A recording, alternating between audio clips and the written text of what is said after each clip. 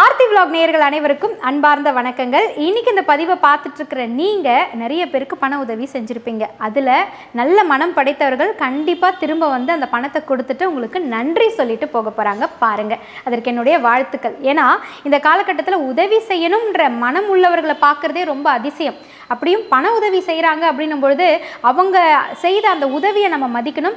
சரியான தருணத்தில் அதை நம்ம அவங்களுக்கு திரும்பவும் கொடுத்துடணும். அதுதான் ரொம்ப ரொம்ப முக்கியம். அந்த வகையில் என்னடா பணத்தை பற்றியே ரொம்ப பேசிகிட்டு இருக்கேனே அப்படின்னு நீங்கள் நினைக்கிறீங்களா? எஸ், இன்றைக்கி நம்ம பார்க்க போகிற இந்த பதிவு பணத்தை பற்றின பதிவு தான். இந்த பதிவை பார்த்துட்டு இருக்கிற நீங்கள் பணக்காரர் ஆகிறதுக்கு செய்ய வேண்டிய ஒரு சாம்பல் பூசணி தீப வழிபாடு தான். அது என்ன அப்படின்றத பார்க்கலாமா? பார்த்துடலாம்.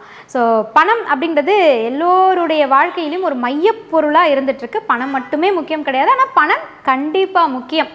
பொருள் எல்லாருக்கும் இந்த உலகம் கிடையாதுன்றதை அன்றைக்கே சொல்லிட்டு போயிட்டார். ஏன்னா அன்றைக்கெலாம் பண மதிப்பெல்லாம் பெருசாக கிடையாது, ஆனால் அப்போவே பொருள் எல்லாருக்கு இந்த உலகம் நிச்சயமாக கிடையாதுன்னே சொல்லிட்டு போயிட்டாங்க. ஸோ இந்த உலகத்தில் நம்ம வந்து சர்வை பண்ணணும், மற்றவங்களுக்கு உதவணும்னாலே நம்ம கையில் ஒரு 4 காசு இருந்தால் தான் உதவ முடியும். இன்னும் சொல்லணும்னா நம்ம கையில் ஒரு 4 காசு இருந்தால் தான் நம்மளை மனுஷனாகவே பார்க்குறாங்க.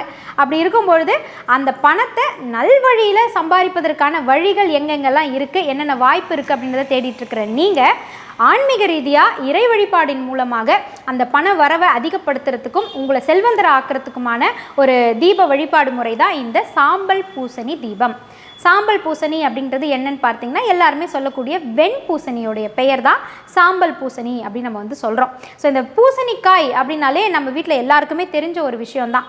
அமாவாசை நாட்கள்லாம் வந்து வீடு வாசலில் நிச்சயமாக பூசணிக்காய் உடைச்சி கண் திருஷ்டியெல்லாம் போக்கிக்கணுன்றது நமக்கு தெரியும். புதுசாக வீடு கட்டுறோம் அப்படின்னும் பொழுது அங்கே வாசலில் அந்த வெண்பூசணியை தான் வந்து தொங்க விடுவாங்க, திருஷ்டி போயிடணும் அப்படின்றதுக்காக. அதே மாதிரி திருமணமான வீட்லேயுமே மணமக்களை வரவேற்கும் பொழுது ஆரத்தி எடுத்து பூசணிக்காய் உடைச்சி இப்படி தான் வந்து வரவேற்பாங்க.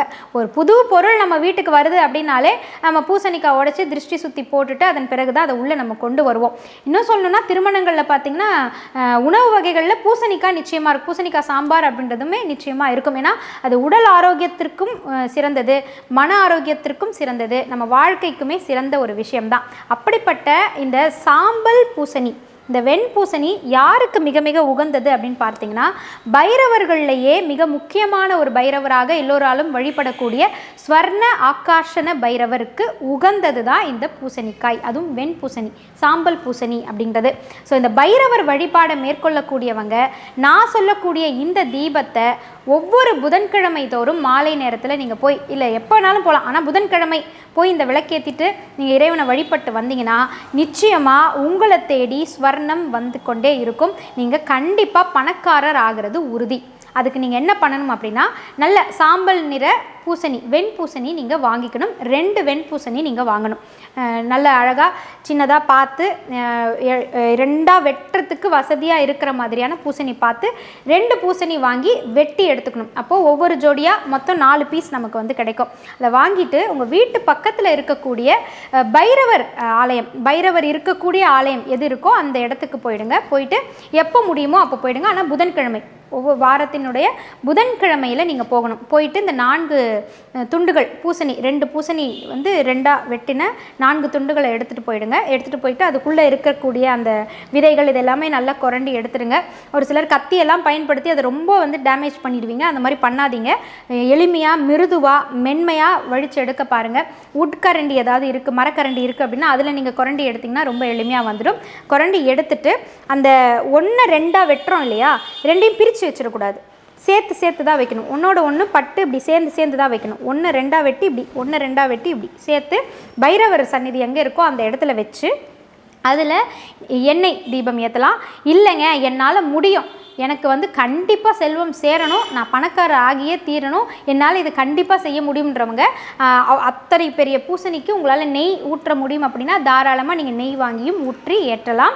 நெய் ஊற்ற முடியாது அப்படின்றவங்க நம்ம விளக்கேற்றக்கூடிய எண்ணெயை நம்ம ஊற்றி அதில் வந்து திரி, நல்ல பஞ்சு திரியை நல்ல பெருசாக திரித்து போடணும். ஏன்னா அது பூசணிக்காய் அப்படின்னும் பொழுதே பெருசாக இருக்கும். அது நல்ல விட்டு எரியணும், நின்று எரியணும் அப்படின்னு நினைக்கக்கூடியவங்க நல்ல பெரிய திரியாக திரித்து பெரிய திரியை அதில் போட்டுருங்க. போட்டுட்டு அந்த பூசணிக்காயை சுற்றி மஞ்சள் குங்குமம் வச்சுருங்க.